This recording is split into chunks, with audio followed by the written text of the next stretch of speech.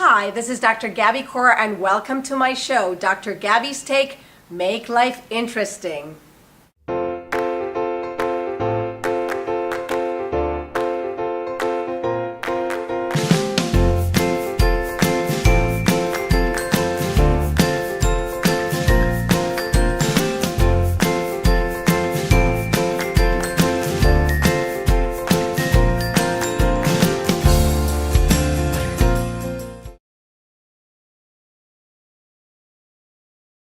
Hi, welcome to Season 1, Episode 8, Advocacy and Collaboration. And I have a wonderful guest today. We're going to be talking with Judge Leifman, who is the Miami-Dade County Court judge. And he has been such an advocate for the mentally ill, not only in Miami, but has also helped many people throughout different court systems across the United States. What is very interesting about Judge Leifman is that he is extremely personable and he's passionate about helping the mentally ill. And I believe that this is one of the main components to be able to bring all this together. The other things that you'll notice from the interview include his collaborative spirit, to realize that in order to make a huge impact, he really did need to bring people together.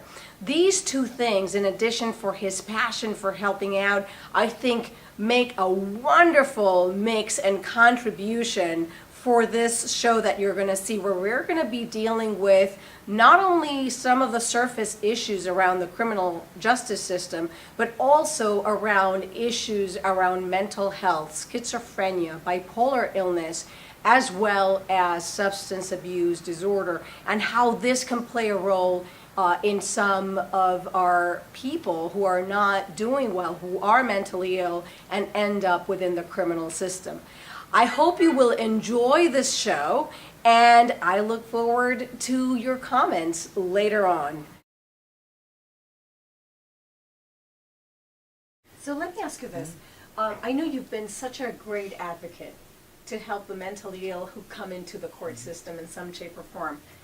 Why don't you share with us a bit of how this got started for you? Sure. Because you've done so much work and these are the results, but you had to design a whole new system.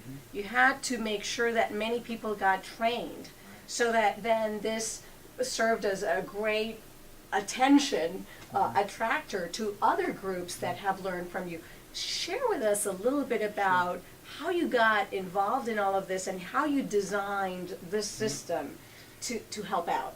Well, it was almost by accident. I knew nothing about mental illness. When I became a judge, there was absolutely no training about it. And, I got thrown into a courtroom, and I got thrown into a courtroom that's called the jail division. And we have two jail divisions now, and that's where you have three kinds of people in a jail division. Those are for people that have been charged with low-level offenses, misdemeanors, but are still in custody. Generally, somebody gets picked up on shoplifting or something like that, they're released immediately and they come back to court. But some people stay in jail, and the ones that stay in jail on low-level offenses are people that A, have an attached felony and they're not allowed out, or they're too poor to bond out, or they have mental illness and they don't know how to get out. Well, one morning I was getting ready to go on the bench, and the assistant public defender and the assistant state attorney came in to see me, and they said, "Judge, we have this really sad case. The parents are outside. They really want to talk to you, and we'd appreciate if you would talk to them about their son who is in jail on a case you're going to hear this morning." I'm like, "Sure, bring him in." Lovely, lovely people, incredibly sophisticated, but just distraught. And they start to tell me about their son, brilliant man.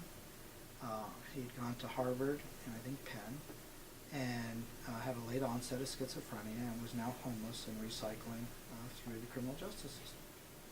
And I was relatively new at the time, and I will tell you, when you're a new judge, you think you have a lot more wisdom and a lot more power than you really do. And I made the mistake of promising them that I would get their son help. I was under this false impression that if you were sick and you had a mental illness, we had some system to send you to. I just assumed. I mean, if you had a heart attack and you were sick, we would send you to a hospital, and that would be that. Well, as I was getting ready to get up and go into the courtroom, Mom stopped me and said, "Judge, there's one more thing I want to tell you about my son, he's brilliant. He can be very manipulative, and it's because he knows the system better than anybody, because you see, Judge, my son is the former head of psychiatry at Jackson Memorial Hospital.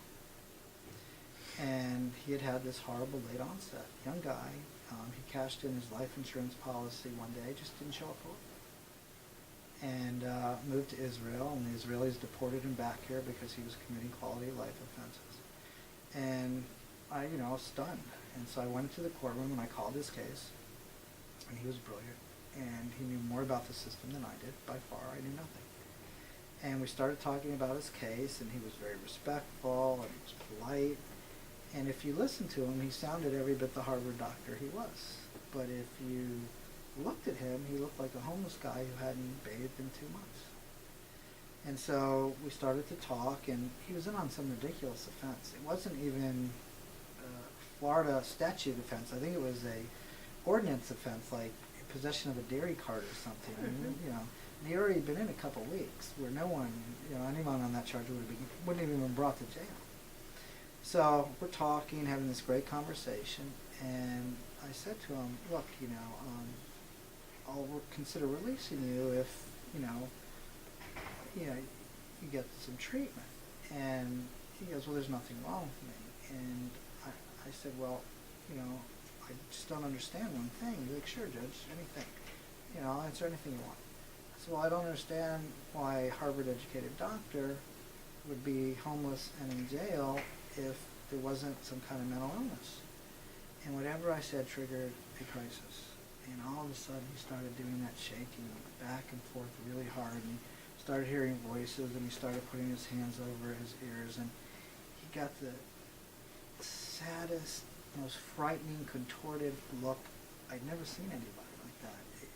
It's what I imagine someone must look like right before they're killed, because he had such fear on his face, and he started screaming at the top of his lungs. He started pointing violently to the back of the courtroom where his parents were standing, and he said, Your Honor, Your Honor, Your Honor, before I go any further, you have to remove that couple, you have to remove that couple. I'm like, aren't those your parents?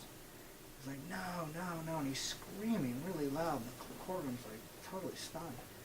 He goes, my real parents, they died in the Holocaust, and they're from the CIA, and they came to kill me. His parents are crying. It was horrible.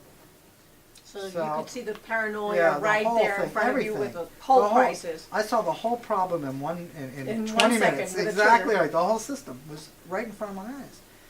From the civil system not working for him to the criminal system not working for him. So I immediately ordered all these evaluations. And the first one came back, said he was incompetent. I needed 2 more, so I ordered 2 more. He's now in jail, 4 to 6 weeks on possession of a dairy cart. And I bring the lawyers in front of me. They stipulate to his incompetency. I begin to order him into involuntary hospitalization. And I noticed the assistant public defender kind of grinning. And she says to me, Your Honor, in all due respect, when lawyers say that to you, it has nothing to do with respect. She says, you can't do that. I said, what do you mean I can't do it? He's incompetent. I'm reading the evaluations. All 3 doctors say that not only is he incompetent, but he needs immediate hospitalization. He's a danger to himself or others, and we got to get this guy help. And plus, I promised his parents I'd get him help. Well, she hands me a Florida Supreme Court case that says that county court judges have no legal authority to involuntarily hospitalize anybody. And my only choice was to basically release him. I couldn't keep him in jail because I couldn't try him. He was incompetent. He wouldn't agree to do anything because he was sick. And I couldn't send him to a hospital because I had no legal authority. You were also the victim of the all old were. System. Yes, of the insanity of the system. And I'll tell you, we don't become judges to be part of that problem, because think about what I'm about to do.